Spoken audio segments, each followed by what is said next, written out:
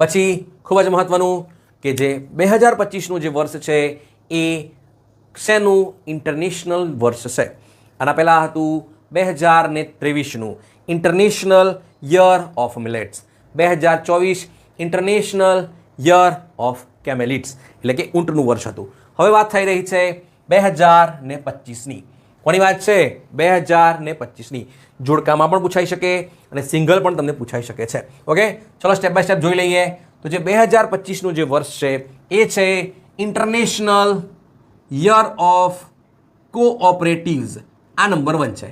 Okay, ચલો 3 તમારે ધ્યાન રાખવાના છે, એક નથી. પછી છે international year of quantum science. કયું છે? International year of quantum science. અને ત્રીજા નંબરમાં છે international year for glaciers preservation. એટલે કે આપણે શું કરવાનું છે? ગ્લેશિયરનું પણ શું કરવાનું છે? સંરક્ષણ કરવાનું છે. એટલે કે ઇન્ટરનેશનલ યર ફોર ગ્લેશિયર અને પ્રિઝર્વેશન. ઓકે, 3 તમારે ધ્યાન રાખવાના છે.